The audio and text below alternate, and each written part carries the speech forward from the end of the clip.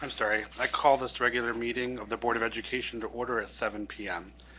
Thank you all for coming, and for those that will be watching the recording of this meeting on YouTube in the future, all board members are present with the exception of Ms. Murray. Mr. Burdette is here. He'll be here shortly. A quorum has been established. In Ms. Murray's absence, Ms. Pryor will serve as acting secretary for tonight's meeting. At this time, I invite those willing and able to rise for the Pledge of Allegiance. Allegiance to the flag of the United States of America and to the republic for which it stands, one nation, under God, indivisible, with liberty and justice for all. Okay, thank you. We will move on to student board member comments. It does not appear that we have any student board members here tonight, so we will move on to the areas of, next item on the agenda is communications and engagement. We are now at our first public comment period. Trustee Sislo has agreed to serve as tonight's timekeeper. Be advised, this meeting is a meeting of the Board of Education in public for the purpose of conducting the school district business and is not to be considered a public meeting. There are 2 times for public participation during the meeting as indicated on the agenda. When addressing the board, you will be asked to state your name.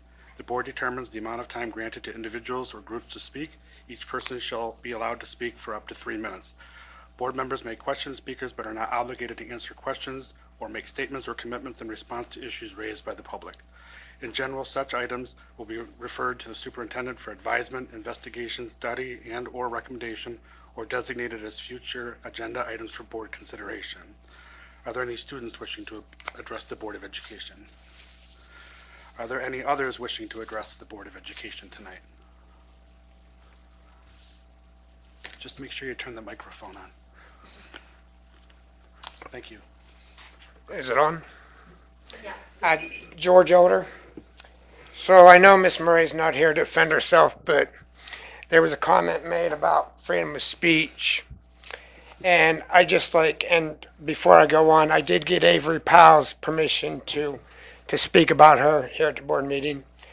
But, I'll talk about freedom of speech, but I remember when Avery Powell had a Biden sticker on her laptop, and she was being harassed by Mr. Shin to take it off.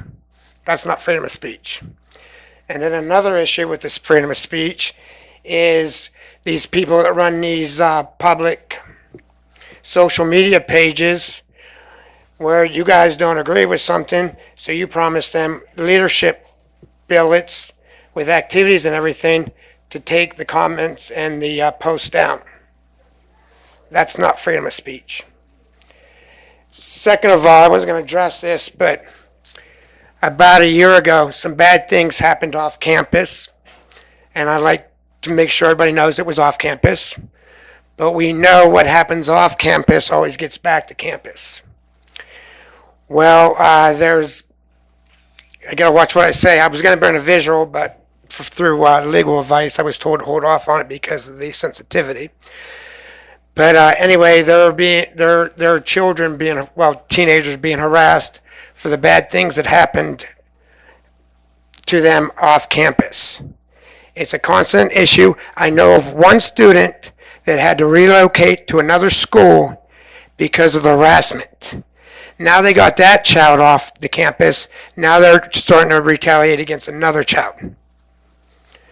Now I will bring the visual whenever my attorney tells me I'm allowed to, but the bullying needs to stop. I did tell my daughter that she's not supposed to be the aggressor, but she's supposed to stand her ground and stick up for people that cannot stick up for themselves.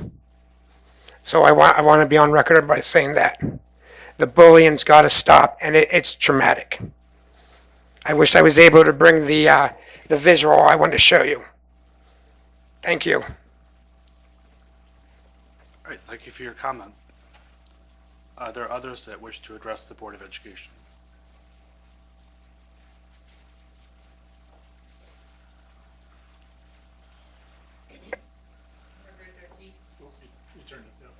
Margaret Durkee.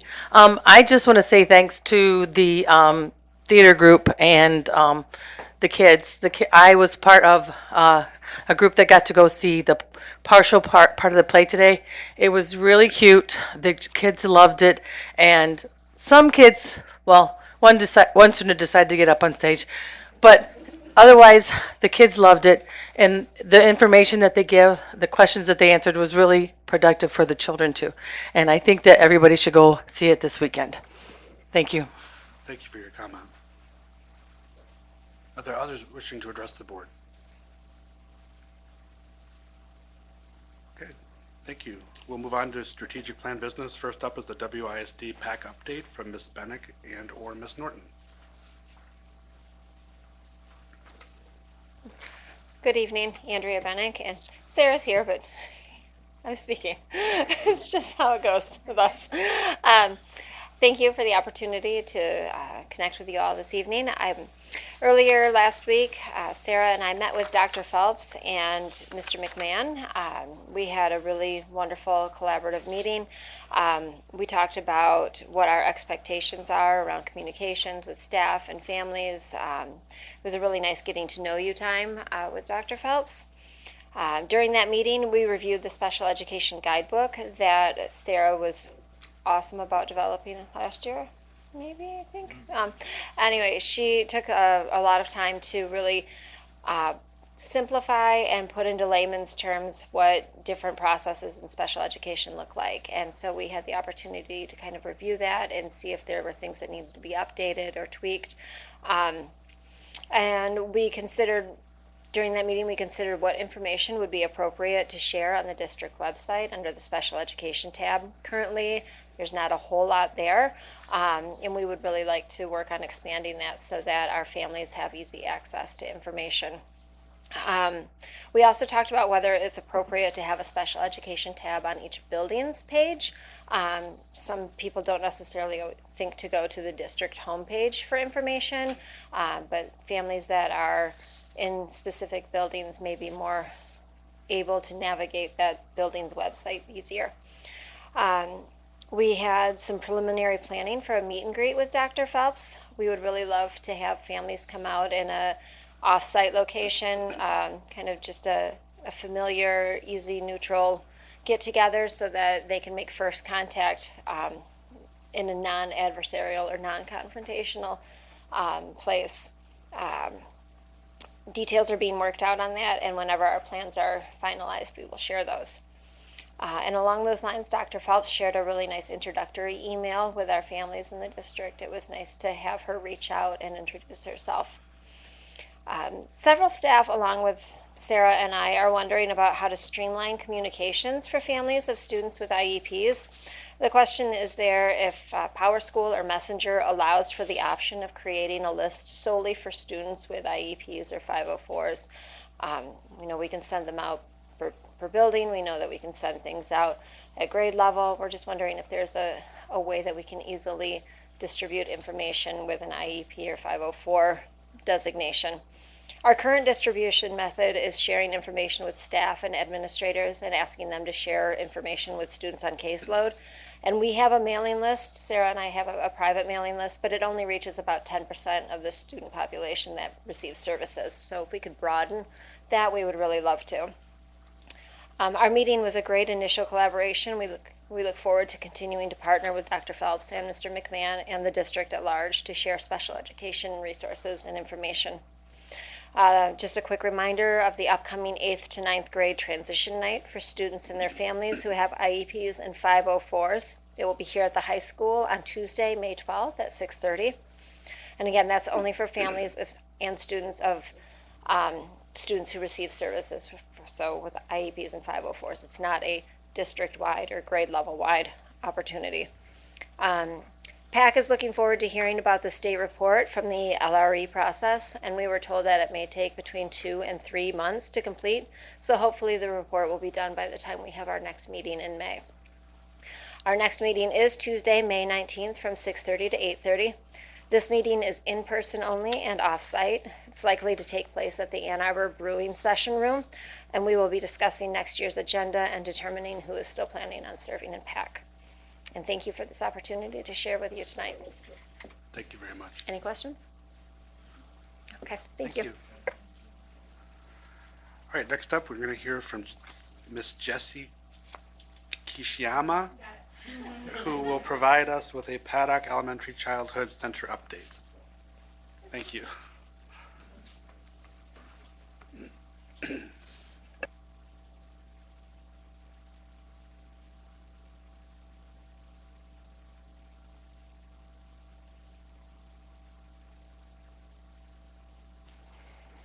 Whoa.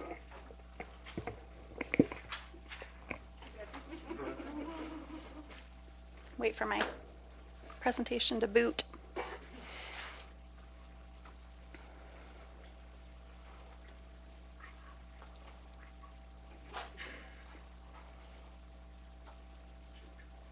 Okay.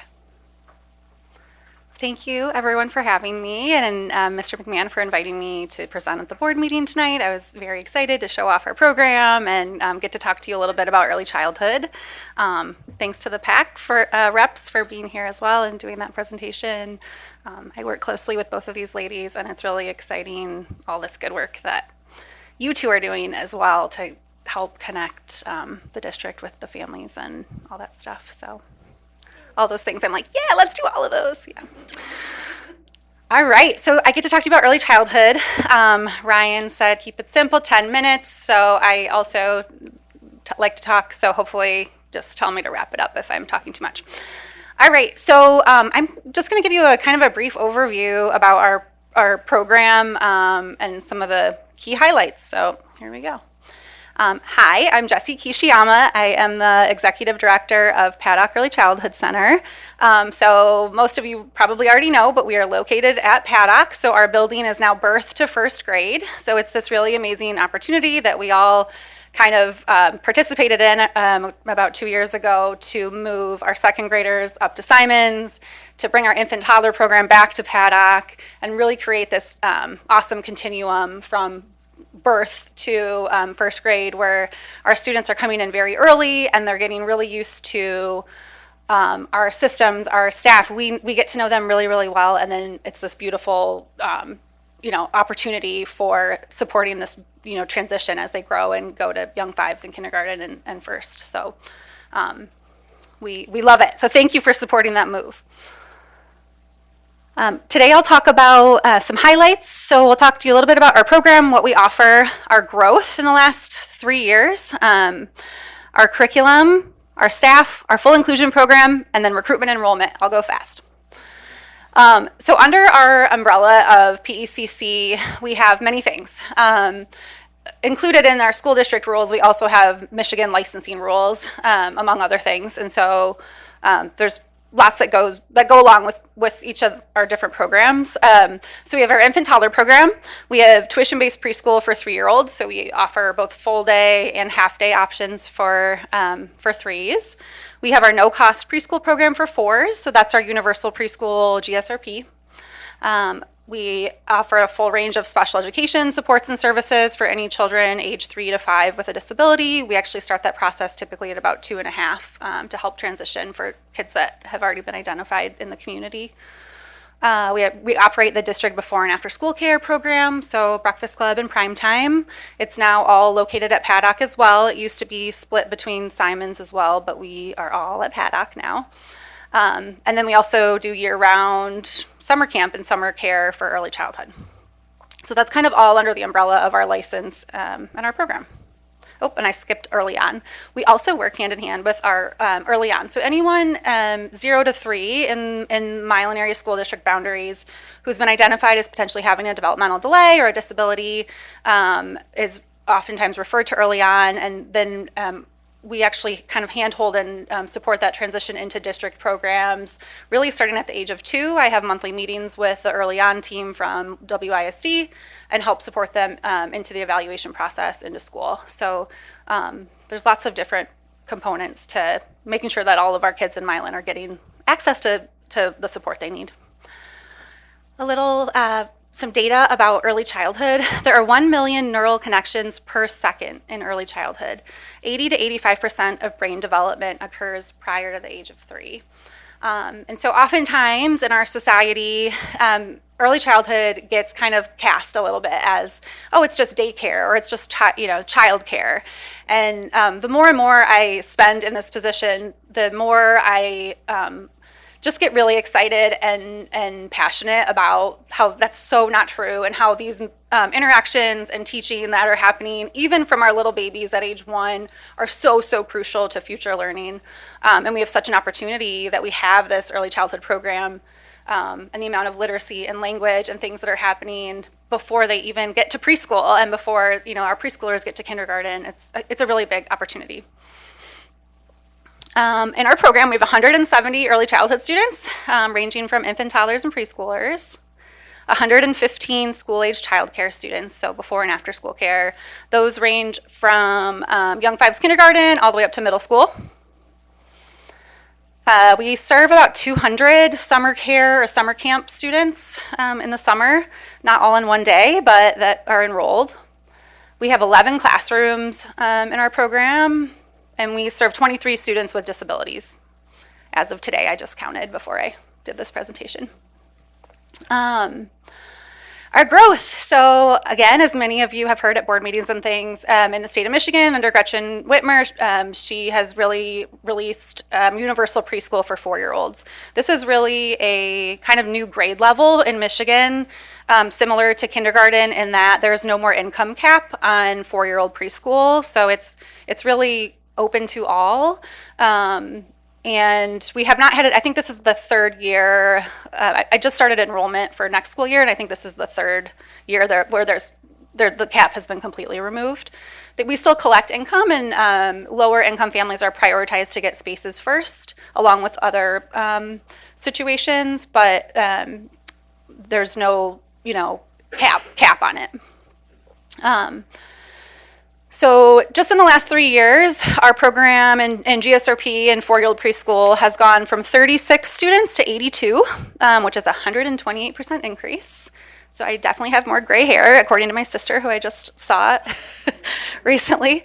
And we are slated next year to enroll, I believe, about 86. We haven't confirmed yet, but we're going to go up a little bit more.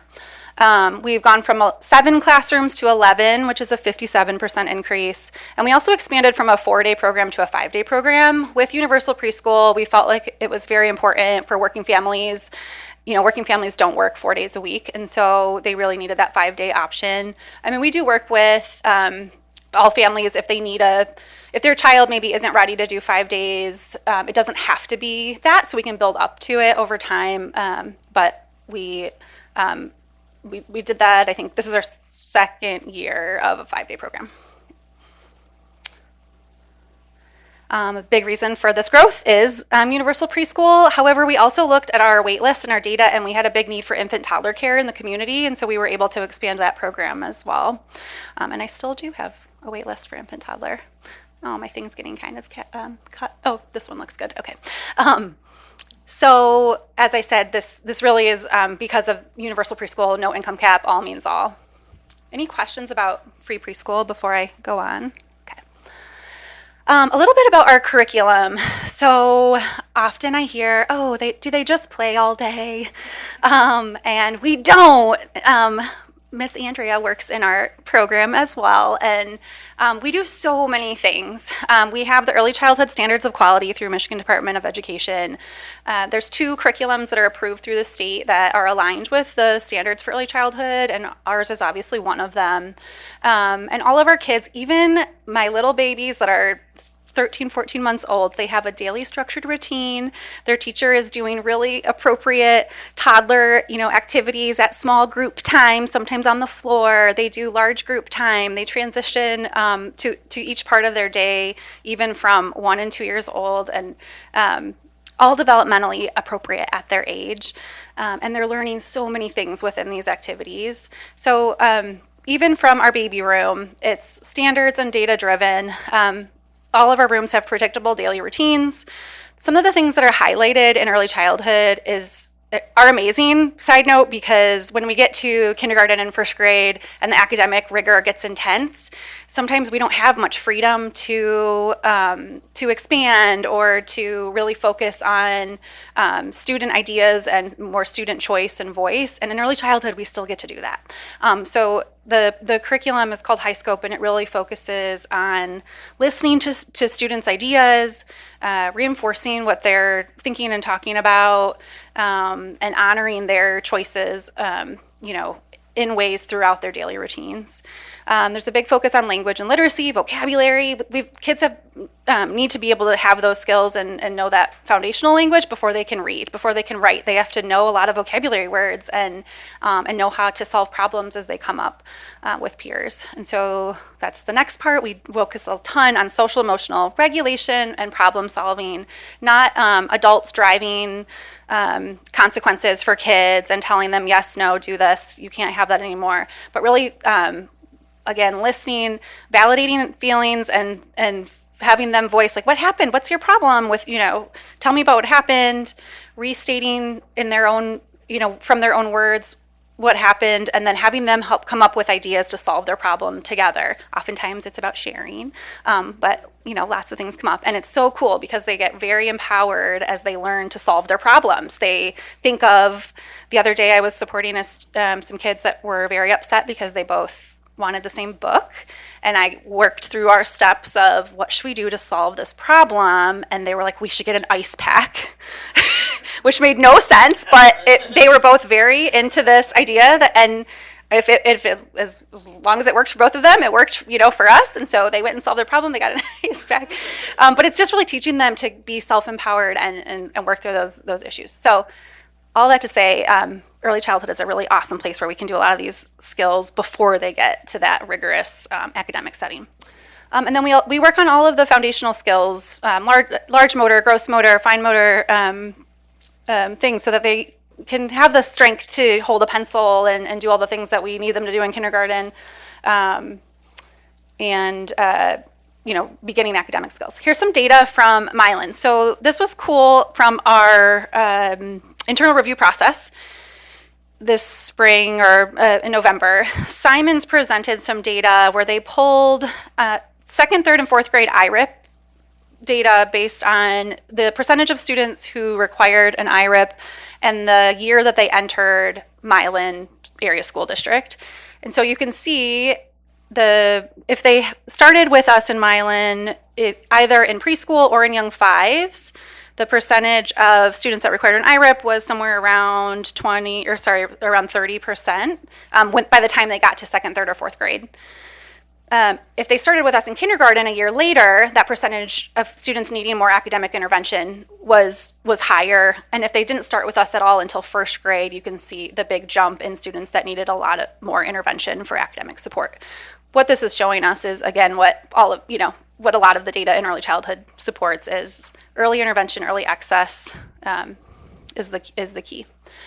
We just finished our second marking period on Sunday, and so this is our period 1 and period 2 literacy and language data from the school year in preschool. So at the bottom you can see all the different academic domains that our teachers are collecting data on in preschool: alphabetic knowledge, reading, book enjoyment, beginning writing skills. And so the blue graph is period 1 scores across our preschool programs, and then period 2 is all the orange. So I just sent an email to my staff to shout them out and share this presentation with them because it was really cool to see.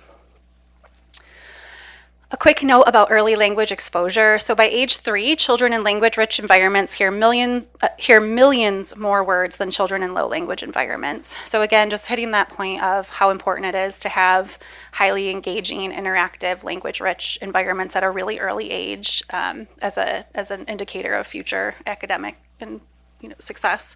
I don't think anyone in here got into education for a return in our investment, but also for those people that may like this.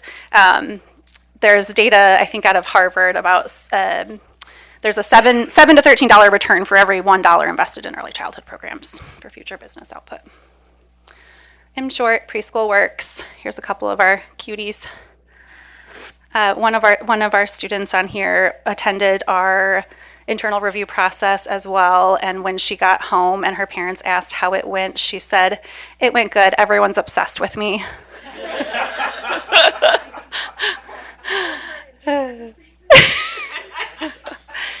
Our team is amazing. We have the best staff. I believe I have over 50 people on payroll with all of those programs I listed at the beginning. We are very big. We are very busy. We have all sorts of hours because we open at 6:30 and close at 6 o'clock p.m. from before care to aftercare.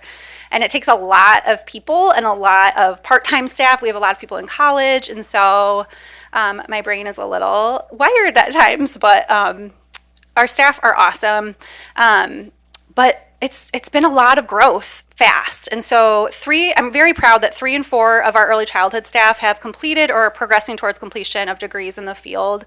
So we really have people that are invested in child development long term.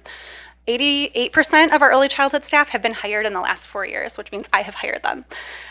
That's a lot of new staff. And so it just emphasizes the importance of our teamwork together, but also our PD, just our investment in our team has been really crucial. And I mean, we just need to keep it going. All right, I'm almost done. Sorry, Ryan. This is just a plug for Milan, also leading the way in full inclusion preschool. This is something I'm very, very proud of, and that's near to my heart. I'm a special ed person up and down, and so we are, probably many of you don't know, but we are the only district in Washtenaw County who has fully dissolved our self-contained preschool special education programs and have moved to completely full inclusion. We've done it slowly over the course of the last few years, but preschool is the best time and easiest time to do full inclusion, to get kids access to general education standards and peers, and for the general ed students to learn from our students that have special needs. In Michigan, we are one of the worst states in the country for preschool inclusion. It's actually a big area of need in our state that MDE is looking at and really trying to change. And I get to brag on Milan when I go to conferences and things because we have really led the way in this. And it hasn't been easy, but we're getting there. We have a lot of para support when needed for kids that need that. We're so appreciative of our paras, and it's very cool. Am I missing anything, Andrea, about that? All right. Yeah. Last, I would love, this is my last slide, any support from the community, from board members about recruitment for preschool. So recruitment for us is year round, but we just opened up our enrollment, and we need to get families and community members excited about coming to preschool, especially the families that are hard to find. I have signs, I have banners, I have flyers. If anyone in the community or on the board has events or they go sit at a table somewhere, I would love to give you resources. I have tons, I can get more. We throw out Frisbees at parades. We put up signs around the community. I'm going to bring signs to our next administrative meeting and make all of you, Erin Shin, put out signs for me. But it's really kind of now is time to recruit, and we work on this throughout the next few months until school starts again. Any questions for me? Otherwise, thank you for listening. Yeah. I do have one question, and maybe this is a Ryan question, but is transportation provided to our early age program? Yeah, thanks. Yes, only for our 4-year-old program. Actually, just this year, we expanded it to 4-year-olds across the board. So there's some 4-year-olds that attend our tuition programs, and we were able to get them busing as well. It's not for tuition-based programs, but yeah. So the tuition-based students do not have transportation automatically included? Correct. They would have to be transported by their family. So, but because the 4-year-old program is universal now, all of the 4-year-olds are eligible for transportation? Yes. Yes. Yep. Okay, perfect. Thank Yep. you. You're welcome. I don't have any questions. I just wanted to say thank you for coming and giving this presentation. I have 3 children that went through the preschool program. I had 2 who were tree frogs, and it was just the best experience. And it was wonderful that they had that seamless transition from preschool to kindergarten. They already knew the librarian. They already knew where the cafeteria was. It was absolutely amazing, and please tell your teachers, they're doing incredible work down there, and we're so grateful because the kids just come and hit the ground running, all because of the work they do, so thank you. Thank you so much. It's a unique opportunity we have at Paddock. It's very rare to have sort of this set up with our early childhood connected to our elementary, and it's a huge opportunity for us. We should advertise it even more. Yeah. Thank you. Any other questions from the board? Thank you again for coming. It was great seeing you. And thank you for the great presentation.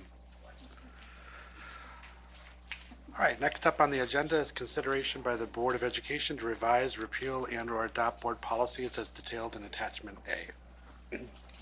Moved by Sislo. Support by Heike. All right, I have a motion from Mr. Sislo with support from Ms. Heika. Is there any discussion? Ms. Pryor? I just want to thank everybody for continually reviewing these policies as we'll keep doing throughout the year. The two that are being updated, one is our public comment policy. When we adopted the ones last summer, we inadvertently readopted the old end address when somebody gets up to speak. We do not require that, so now we are removing it. It will no longer be in our policy.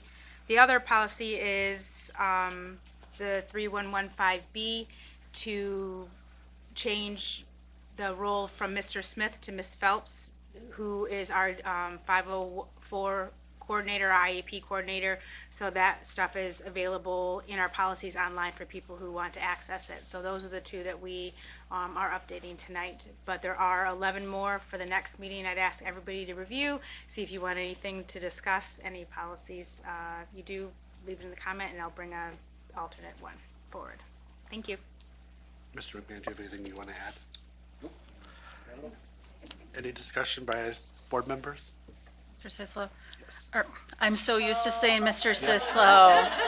Hi down there, Andrew. Mr. Farrow, just to clarify, the resolution is to adopt these policies, correct? Correct, Yes, yes. okay. Thank you. Any other discussion? All right, Ms. Pryor?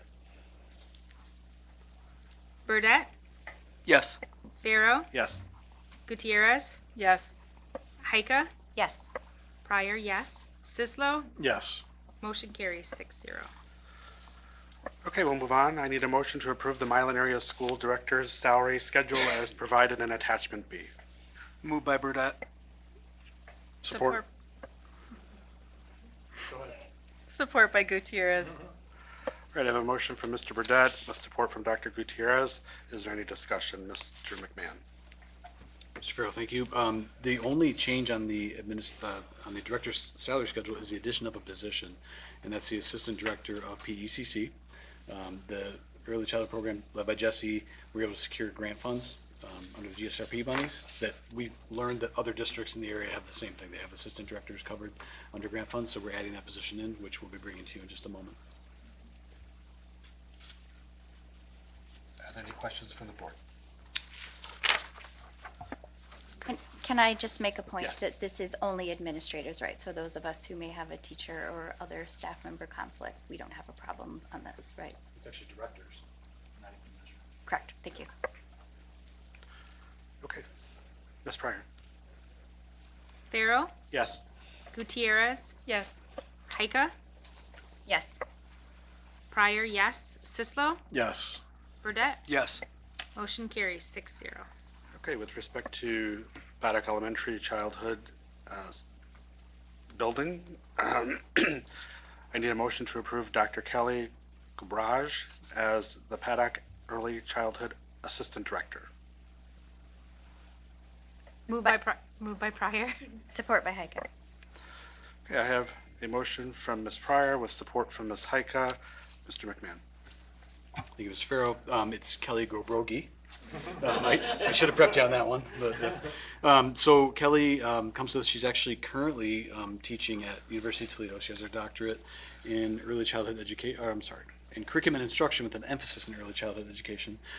She's got a vast background in early childhood experiences from Ohio and Minnesota. In fact, I think it was Minnesota where she owned her own practice in one of the two states for some time, and then decided to pursue graduate studies, and in that process also supervised student teachers and young teachers in early childhood programs. So we're really excited to bring her forward to you for approval. Her resume is in Dropbox. We did the full hiring process as we normally do. It's posted out on the websites. I went through a full vetting process with the staff. It got brought to Mrs. Bookout and I for final approval, and we interviewed a few candidates, and Mrs. Gobrogi stood up. Any discussion by board members? All right, we'll move on to a vote. Ms. Pryor? Gutierrez, Yes. Heika, Yes. Pryor, yes. Sislo, Yes. Burdette, Yes. Farrow, Yes. motion carries 6-0. Okay, thank you. I need a motion to approve the master agreement with the Milan Area Schools Support Staff, which is known as MASSS, as detailed in attachment C. Moved by Burdette. Support by Sislo. All right, I have a motion from Mr. Burdette with support from Mr. Sislo. Is there any discussion, Mr. McMahon? Yeah, I can just quickly recap, summarize. It's in the agenda for folks to look at in detail. We went through and made a number of changes in languages, updated some things. We had some reference to teacher in the contract that doesn't apply, so we put employee in places. We updated ESTA language for insurance, hard cap language for insurance, a lot of language adjustments. We adjusted, so we sometimes invite paraprofessionals to PD. We want to train them, and we pay them for their time, but we normally had a requirement of 5 days advance notice. Now it's 10, so that changed. Obviously, wage schedule increased. We generally put a 3.56% raise across all three groups. The paraprofessional group got an additional 0.24 cents, so almost a quarter per hour, which was the 27L2 funding that's being dispersed to the other groups. We were able to put their allocation of the 27L2 funding into salary, so that'll keep continuing on in perpetuity for them. And we did a removal of a personal care incentive there as a negotiation item. We also added a new wage scale for RPZ paras. They do a little bit different work, so their scale now matches the special ed para scale. So that was just a little bit of a shift there. Some uniform updates for our custodians. Also, some maintenance, just language changes in pool maintenance. We now have a sub pool maintenance individual, so that when that person's out, we're just relying on one. It wasn't enough. So just a few changes there. It's all detailed in the tentative agreement I have, and then I've also included the full updated contract for you. Any questions from board members? Mr. McMahon, can you confirm that while the contract addresses insurance issues generally in terms of like the hard cap, it does not require the district to provide a very specific company? Correct. There's language in Okay. there that says it can be altered, adjusted. Perfect, thank you. So that would resolve any conflict I could have, right? Because Sure, we are not yep. contractually obligated to provide insurance from a particular Correct. payer. Thank you. Mr. Farrell? Yes. Just to note, I will be abstaining from this as I have a conflict of interest due to my spouse. Okay, thank you. Any other board member comments? All right, we'll move on to a vote. Ms. Pryor? Heika, Yes. Pryor, yes. Sislo, Yes. Burdette, Yes. Farrow, Yes. Gutierrez. I abstain. Motion carries 5 with 1 abstention. I forgot to say that before, so. Okay, thank you very much. All right, moving on, well, I need a motion to approve the master agreement with the Milan Education Association, also known as MEA, as detailed in attachment C. Moved by Gutierrez. Support by Pryor. All right, I have a motion from Dr. Gutierrez and support from Ms. Pryor. Mr. McMahon? Thank you, Mr. Farrow. I will also recap the summarize some of the changes here in the contract for the MEA. I'm just first want to say I'm glad that we finally got to this point. The first item was compensation. So in the wage scale in the contract, all the teachers that hit the benchmark year received those raises at the start of the year, but then we had to negotiate additional raises on top of that. Essentially, the average was a 3.56% raise across the board, which that's the average after the steps, but that resulted in a 2% raise for, I think, the first year teachers, up to a 20% or near 20% raise for some of our groups. So it kind of spanned it out, but the average compensation was 3.56. We adjusted conference period purchase time. It used to be based upon year one BA salary. Now it's based upon the teacher's salary at 16% of their salary as a fraction of time. We clarified some language on part-time benefits. It was just needed to be clarified there. Cash in lieu changes adjusted. We added in some qualifiers. So if we get a certain number of folks taking cash in lieu, then the amount can change. That's now in the contract. We added 2 items to Schedule B, unified sports at the high school, so up to 3 sports, which have already been happening, so we're able to compensate those coaches now. And then we also added the Building Trades Student Organization as a component that started this year. We clarified some substitute vacancy language. Essentially, we have to post a position until filled, and the district shouldn't be filling that with a substitute on a full-time basis, so there's some protections around that. We added some MEA/NEA officer language. Essentially, if one of our members gets a position with the MEA or NEA, they can maintain seniority, and the district will be reimbursed full salaries for that. We were informed that we don't have anybody applying for jobs or planning to, but a lot of districts have that language in there, and it's nice. It's good for our members to go out and be a part of the bigger organization. We changed extra duty base compensation. So this change, what we did here was it didn't actually impact anything this year because it was based on year 1 BA salary. But the language we added this year is that when we say extra duty, like coaching, advisor, it's all a percentage based. Well, the percentage is made it year 1 BA salary from the previous contract. That way, if we stretch into the fall sports season essentially or the school year, coaches, we know what to pay the coaches because it's based on the previous year's salary. So it didn't, dollar-wise, didn't impact anything this year, but it sets it forth next year. So we don't have to worry about retroactive pay on those positions because there's a lot of them. That gets complicated. We added some ESTA language for insurance. We did that with all of our contracts. Then we just added an appendix with the new insurance plan in there. It used to be in the contract. Now it's an appendix, so it's bigger. You can read it. And then the final change was updating appendices C and D because that referenced policies, and we changed our policies in July of this last year. So we just freshened those up so they're all accurate. That's the summary. You have that document in the meeting minutes or agenda, and then the full contract will be posted. Thank you very much. Any comments from board members? Mr. Farrow? Yes. I will be abstaining due to a family member conflict of interest. Okay, thank you. Mr. Farrow? Yes. I also will be abstaining due to a personal conflict of interest. Okay, thank you very much. Any other comments from the board? Okay, are we prepared to vote? Ms. Pryor? Pryor, yes. Sislo, Abstain? Burdette, Yes. Farrow, Yes. Gutierrez, Yes. Heike. Abstaining. Motion carries 4 yes, 2 abstentions. Okay, thank you very much. We are now back to public comments. Are there any additional public comments at this time? Just a reminder that the same rules described in advance of the first public comment period apply here. Kindly keep your comments to 3 minutes or less. Make sure you turn the microphone on. Andrea Bennick. All right, you're done. Done. You're done. Done. Can't say anymore. Thanks. I'm kidding. I'm kidding. I thought there was an interesting statistic in Miss Jessie's presentation about the dollar amount spent for every dollar spent in early childhood education. It basically extends into the future where you're saving every $7 to $13, I believe is what your statistic was. Interestingly enough, the same is true for special education.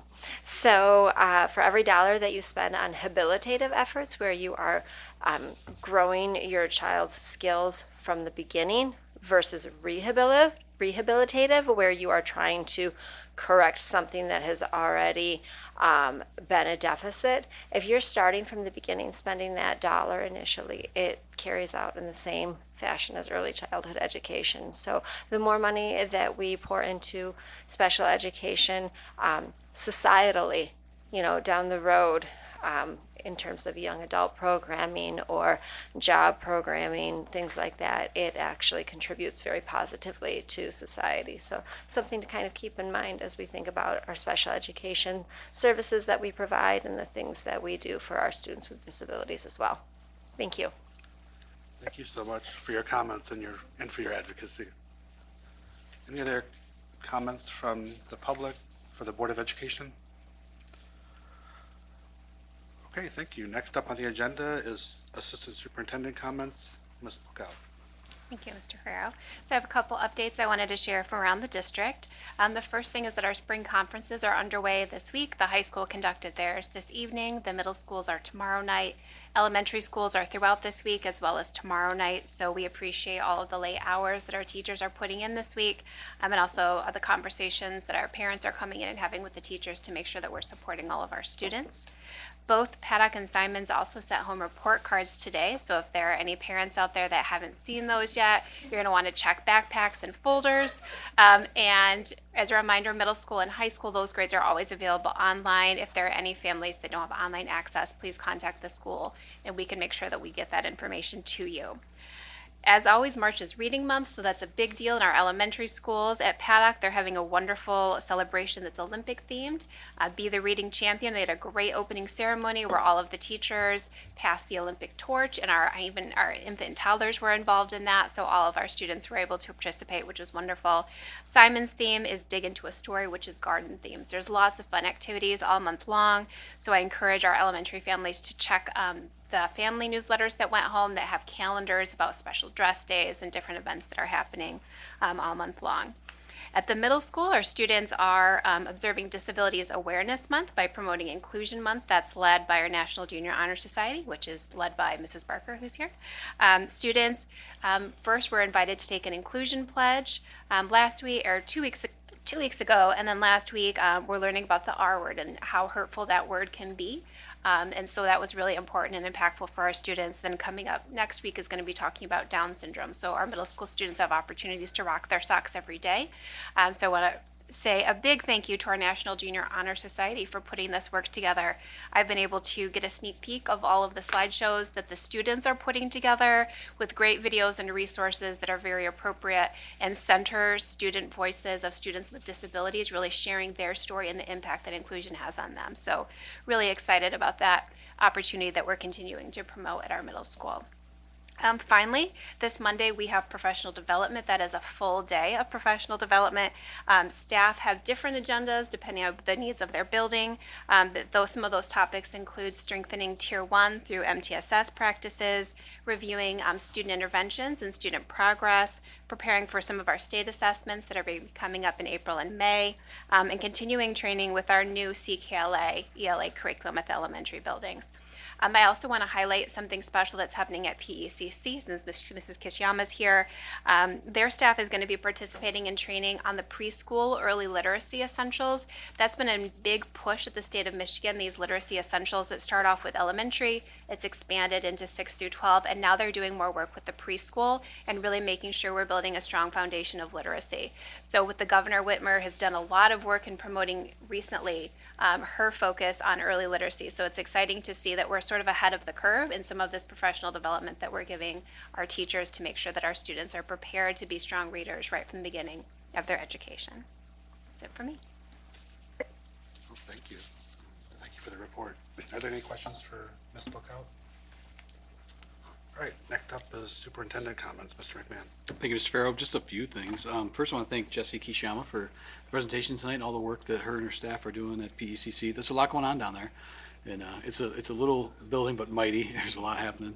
And also a chance to welcome, it's Dr. Gobrogi. I said Mrs. Gobrogi, but Dr. Gobrogi to the staff at PECC. Looking forward to getting that moving and taking it even further. On the heels of what Mrs. Bookout said, also, the half day of school this Friday, just so parents remember, and then Monday, no students. So there's an extra long weekend for our students this weekend. And we also have a week recess coming up, so we don't have a board meeting before spring break. So on March 30th, we start spring break. Students return April 7th, so make sure your calendars are marked because your students will be at home. I do want to share that the Michigan State Police performed their inspection of our buses.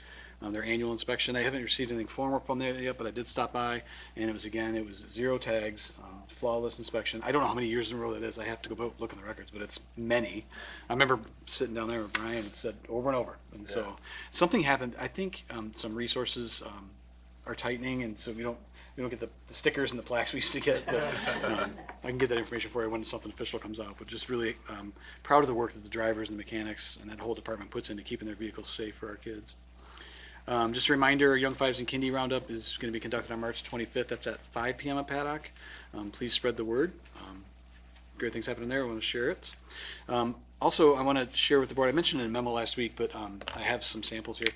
So the Milan City Council is, they're creating these welcome bags that they share. I don't have a couple samples. Pass me now, look. That they're going to provide to our new families that move in to Milan. And we know there's some new housing development coming in. So Mrs. Beckman, Sarah, is super creative, and she created a flyer that is going to be added into the bags and already delivered them. We got them printed up, and so we're just helping spread the word and connecting with new families and looking forward to the new development that's coming. I just want to share a little part of it. It's such a cool flyer. I just wanted to share a visual with you. So that's it for me. Any questions for Mr. McMahon? Okay, we're next up on the agenda, board member comments. Are there any board member comments? Mr. Burdette. First, I just wanted to quickly apologize for being 1 minute late to the meeting. I ran down to the cafeteria to catch the Milan football signing day celebration, shake some hands and things, and based on what I'm seeing, really, really good turnout. So we're hoping that carries forward into the fall for us. Really looking forward to that and see what the new staff can do. I also wanted to congratulate the Milan High School girls bowling team on their state championship win. Pretty exciting there. That's awesome. As well as we had 2 state qualifiers on powerlifting as well. So congratulations to those students. This past weekend, the Milan High School Drama Club put together a karaoke event at the Owl downtown. I was able to go. It was an awesome event. A lot of people there, a lot of people singing, and not just drama students, but little ones, non-drama students, and it was just nice to see how supportive everyone was of everybody, regardless of whether or not they were a drama student. It was very well done. It actually ran an hour over. It was supposed to because everyone was having so much fun. So that was really great. Plugging the drama as well. This is the big weekend for Cinderella. Shows starting tomorrow at 7 p.m., Friday at 7 p.m. The matinee on Saturday, I believe, is at 1 p.m., and then finishing off Saturday night at 7 p.m. I will be at all 4 shows. I hope to see everyone there. Very excited for that. And then lastly, the high school choir students will be going to Chelsea High School to do the Michigan Choral Festival tomorrow morning. And if you get a chance to go, I would highly suggest it. They always do such a great job. So thanks. Thank you very much. Any other board member comments? Ms. Pryor. I just want to say I also got to attend the karaoke night. It was a lot of fun. I didn't even know it went over. I thought, oh, that's ending. When I was looking at, we had a good time listening to all the students and kids and audience members participate. And I will echo that the support they gave was amazing to everybody who sang. So it was really nice to see the students uplift each other that way and the community there to support that. I want to thank everybody who attended the GMACF Gala. It was the biggest one we've had in several years. Final numbers aren't out, but we made a lot of money to support the things and activities that are happening in the town. Our grant application, our new application is online for you to apply. Deadline is April 15th. We are moving to a 2 times a year, only 2 times a year for grants now, April and October. So if you have a grant, if you are a 501c3, a school or government organization, please don't miss that deadline to apply. We have funds to give out to help the community. With that, also our skilled trades scholarship that we put together last fall and won the money for is now live. The application deadline is April 30th. That skilled trades covers things, not just the traditional ones you think of, electrician, plumber. We cover cosmetology needs, uniforms, books, transportation. It's intended to make it so those things that aren't traditionally covered by scholarships can be the problems can be alleviated, so the student or adult, because it's not limited to students, can also get the support they need to attend school. Somebody reminded me today that florists also count, so they are a skilled trade. So there are several options. My advice is to apply, and if it meets the criteria, it will be considered. So there is no age limit. So we're excited to give that out.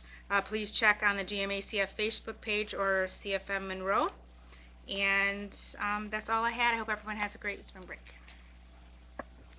Thank you. Ms. Heika. Thank you. I want to also congratulate the girls bowling teams and the powerlifting teams. Those are quite accomplishments for teams that are, relatively new in the Milan area. So I'm very proud of all of them. Good luck to the boys swim team. This week is the state meet.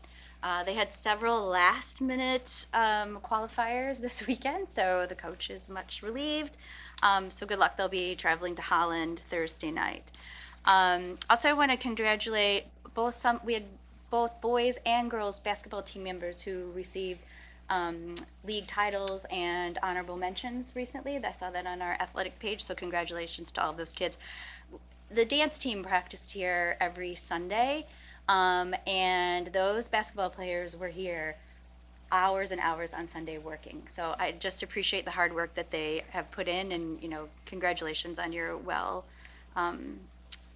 well-deserved achievements. I want to wish all of our students who are participating in spring sport tryouts good luck. I think the softball one ends today. That's why Virginia Hike is not here. She's down in the gym. And especially to all of our students who are seniors, because this is the last hurrah. And so good luck to all of them, and I hope they enjoy their upcoming seasons. I think it was 2 weeks ago now, I attended the unified basketball game, the Milan versus Dexter game. Full disclosure, I have a godson who plays on the Dexter team. But though, if you have not had a chance to come to a unified game, I also went to a unified soccer game in the fall. They're going to do track. You should come. It is just an exercise in joy and cooperation and just inclusive athletics. And I really want to congratulate all of our students on how they work together to make that program work. I have been to other games where peers don't behave the way our students behave. And it's a little unfortunate. That's the way the program's supposed to work. But our students don't do that. They understand their role, and they're very good about it. I mean, they just really know they're there to help and to encourage, and that's what they do. And so to watch kids just get fed the ball and try and try and try, and the joy on everyone's face when the basket finally goes in, it's just great. It's just a good time for everyone, and it's just a wonderful community event. So if you haven't gone to one, go. There'll be some track meets you should go to. Also, I want to congratulate the bus garage. I don't know how many years it's been, but I've been on this board for 12 years. I feel like it's been at least 12. And so, I mean, this is a huge accomplishment. They keep those buses running, and they keep them safe. I mean, they are the reason most of our kids get here, so, safely and get home safely. So congratulations to all of them, and thank you for all their hard work. Thank you, Ms. Heika. Dr. Gutierrez. I will reiterate all of the congratulations that have gone around. So our bowling team, our powerlifting team, boys swim team, good luck, all of those.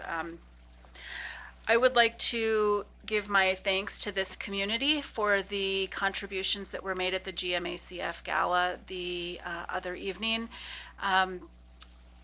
We in Milan have thousands and thousands of dollars in scholarships that we allocate to our students who are graduating, as well as many of the programs that are offered to our students throughout the district, whether it's having a special author come in or having a cool field trip. Many of those are funded by GMACF dollars. And so we're in the middle of scholarship season. I know that Cassie and Andrew and I, who sit on that committee, will be doing some work in the next couple of weeks. And so I think it's very timely just to really reflect on how generous our community was. It was a lovely event, but more importantly, it really did highlight the care and the compassion that we have in our community and how much that comes back into our school. And so, Mrs. Pryor, I know you are very much active in scheduling and arranging and hosting that event. So thank you. And I know you do a ton of work on that board, and I really appreciate that. I'd also like to put a shout out for our theater this weekend. I'm so glad, Mrs. Durkee, that the littles were able to make it today. I know that the high schoolers were really, really excited about that. And I just think it is so lovely that we live in a district where we can bring our littles over to see that. The other thing is, Mr. Farrow had shared with the board, and I believe it was in the Sun Times, about a new housing development coming to Milan. It sounds like there's going to be about 200 new residences built on the south side of town, which is really good news for us as a district. I think you've heard all of us talk before about one of the challenges that we have as a district is no new housing coming in. And so as you are in your circles and your communities, please let your friends and family know that there's housing coming to Milan, that Milan is a great place to raise a family, that we have a great district to be able to educate our students. And that's really, really exciting, and hopefully the start of much more. Thank you, Mrs. Kishiyama, for coming and giving the presentation tonight. I too had tree frogs. And I've at home been starting to get organized a little bit. I keep all my kids' stuff in what I called a special box, which has turned into like a disaster of storage tubs in my basement. And I've started going through it, and I can't tell you how many things I've pulled out of there that they did in preschool that have just like brought me to tears, and also just really highlighted how early that learning was starting. You know, the first time that they wrote the letter A, or the first time that they put together a painting of different shades of the same color. And so it's just been very apparent to me recently as I've been doing that process how much learning happens there. And I think it's such a really unique gift that we have here in Milan to have the birth through grade school levels in the same building, because that was a really easy transition then for our children. And then wishing everyone a nice, well, wishing our students a nice long weekend, and wishing our families a wonderful spring break. Thank you. Thank you. Mr. Sisler, no comments? So I just have a couple comments. In terms of board policies, I would just ask the board to read and review policies 3115 through 3203 prior to our April Board of Education meeting. I also want to congratulate the high school girls bowling team and our powerlifting team on their championships. I know the bowling team finished second in the Huron League, and they had a record of 9-3. So that is all from me. So with that, any other comments from the board? All right, the next item on the agenda is for the board to enter into closed session pursuant to Section 8(1)(b) of the Michigan Open Meetings Act, and upon the student parents or guardians, for the purpose of conducting a hearing to consider the discipline of a student whose identity is known to the board as student 2025-2026-4. Is there a motion? Moved by Gutierrez. Support by Heike. All right, there's a motion from Dr. Gutierrez and support from Ms. Heike. Any further discussion? Any discussion? Hearing none, Ms. Pryor? Pryor, yes. Sislo? Yes. Burdette? Yes. Farrow? Yes. Gutierrez? Yes. Heike? Yes. Motion carries 6-0. The board is entering into closed session at 8:04 p.m. Thank you all.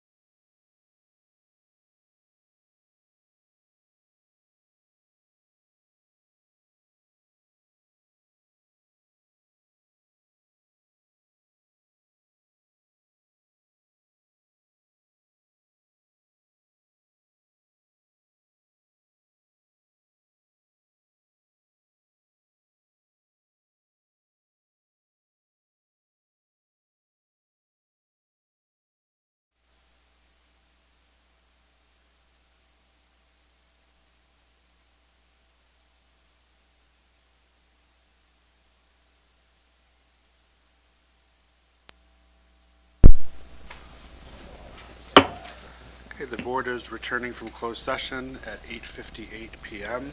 At this time, I have a resolution to read for the board's consideration. Whereas the administration has recommended that pursuant to revised school code section 1311-2, a student whose identity is known to the board be expelled for committing criminal sexual conduct. School administrators notified the student, parent, guardian of the specific charge underlying the disciplinary recommendation as well as the date, time, and place of the disciplinary hearing. Pursuant to the request of the student's parent/guardian and as authorized by Michigan Open Meetings Act 81B MCL 15.2681B, the disciplinary hearing was conducted in a closed session meeting of the board.